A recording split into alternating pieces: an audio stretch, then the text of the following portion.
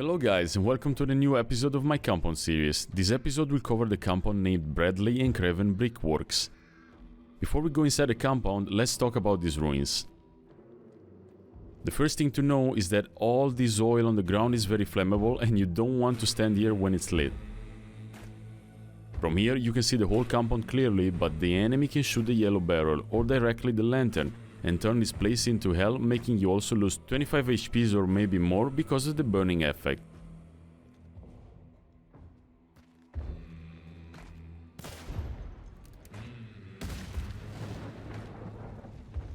If you get caught in a fight, you can use these bricks as a cover, keeping in mind that the corners are not bulletproof.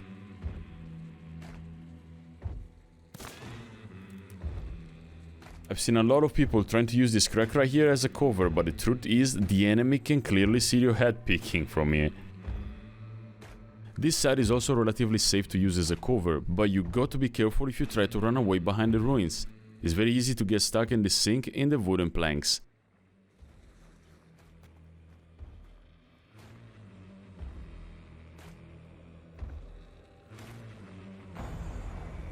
Moving closer to the compound, we can inspect the first building.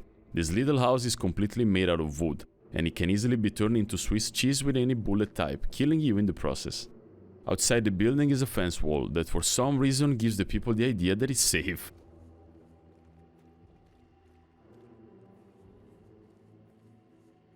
But from the roof, you see how easy it is to spot anything behind or next to it.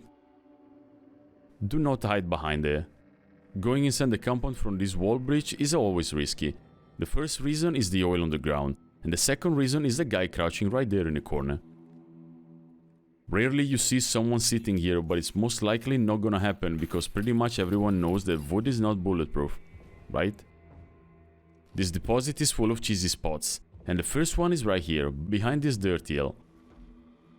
If you crouch and look down, it will be almost impossible to spot you. On the opposite side, we have some wooden doors that are perfect to spot someone in between the cracks. On the right side of the building, we find these wooden planks, perfect to get an angle on the train. Outside the building, we can climb on top of these boxes to get a visual on the forest and the ruins, but with limited mobility. From these boxes, you can also see inside the building from different angles.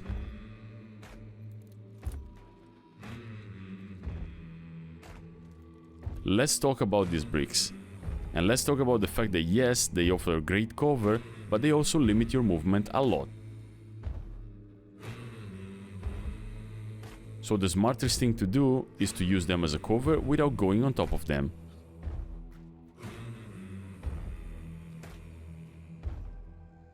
For some magic reason, these boxes are bulletproof everywhere but in the corners.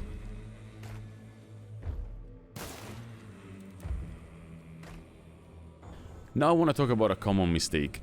Hiding behind this train is usually a death sentence because your legs are always showing. You may not notice from your perspective, but as you can see here, the enemy can still see you. There are many ways to approach this building, and I'm going to show you the ones that I usually use. You can jump inside the chicken coop and use it to reach the window without having to open any door.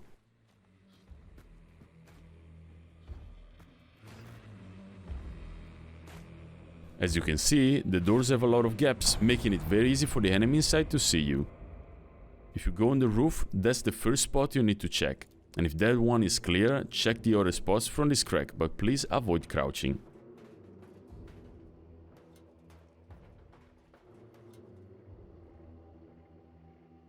If you don't want to go on the roof, you can get it from this window. I say it can because 99% of the times, if someone hears you approaching the building, they are just going to sit there.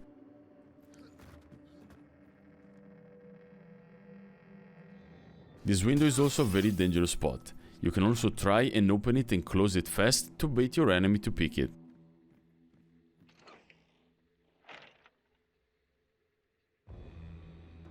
If someone is hiding behind these boxes, don't hesitate to take the shot. As for the big door, someone may try and hold it from here, but keep in mind this cover is not bulletproof at all, so the best choice will be using the metal cabinet to get the cover. The train plays a very important role in this compound, and you need to learn all the classic spots.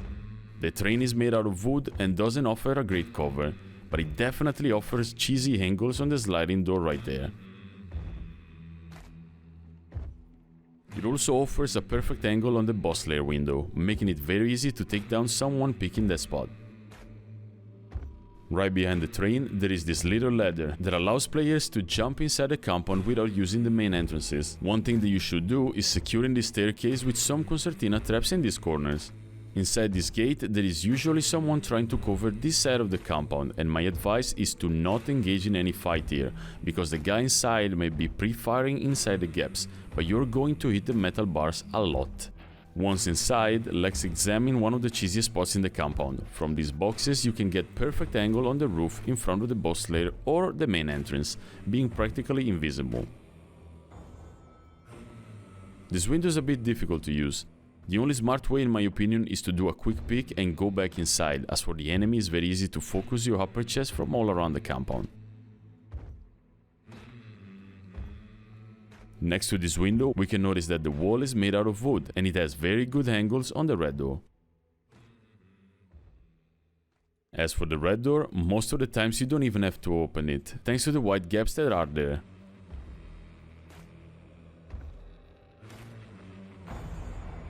It's also important to remember that this whole building has holes in the roof and is very easy to throw grenades in and out.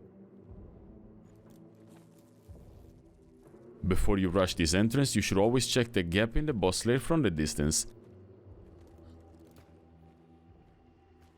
This right here is a very underrated spot. From here you can shoot people through the wooden planks above you, leaving them speechless and confused.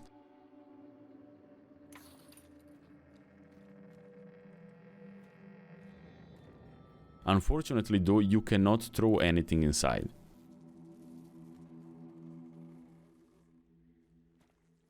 When you walk in front of this metal door, make sure you run very fast or you crouch. From the inside it's very easy to see who's outside there. Going up the staircase, we can notice the oil quantity on the floor. It's not unusual to see this oil all on fire when we first approach the compound. And now the fun begins. From these holes you can clearly see the window and the underground of the lair. On the other side we can observe a strange behavior in these bricks. Bricks should stop everything, but this particular spot will allow yellow bullets or long ammo to pass through and hit you anyway. Pushing from this roof is never a smart idea, and you got to be fast to run away if you need to. And this is one of the fast pushing routes I use when I need to rat out the enemies inside.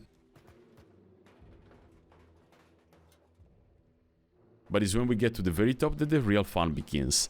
As you can see, if someone is sitting there, it will be an easy prey for you, as this gap offers various angles inside the boss lair.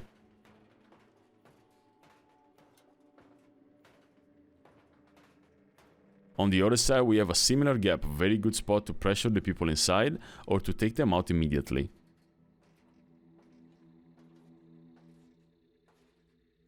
In the lair entrance below, there is another very cheesy spot that we can use to counter the people coming from the main compound entrances. Almost impossible to be seen. If you decide to push in, make sure there are no traps right here. On the ground floor, remember the boxes offer no cover, and remember also that the only valid cover will be this brick stash with a metal bar protecting your legs. If you have a sniper, it's very easy to spot people from the door's gap, but don't stand there for too long. Moving on the first floor, we see the different perspective from this gap that is used to defend the entrance.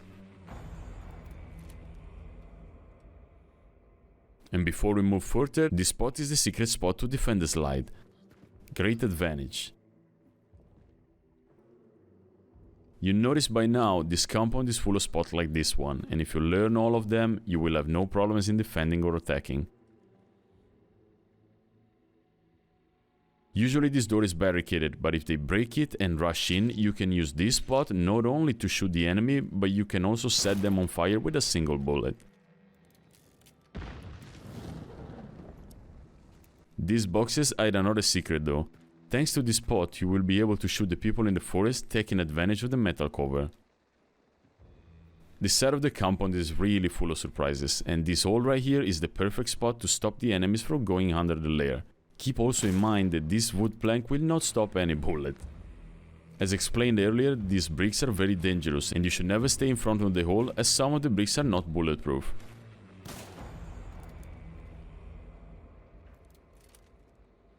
From this window you usually fight people on the roof, and you usually die to a sniper on top of Karmic. You can use the cracks in the wall also in a defensive way. If someone approaches the door, you have 2 holes to take him out very fast, especially if they are not aware of these spots. This one in particular is right next to the door and will surely give you a kill if you're playing with shotgun. We reached again the end of the video, guys, and as always I hope you learned some new things. I will link another video in the video description so you can see how I use these spots in a real life everyday situation. I want also to say thank you for the amazing support on the videos on stream and on Reddit, guys. You are the best. I will see you guys every day on Twitch at the link in the description. Bye, and don't eat too many Pop-Tarts, man.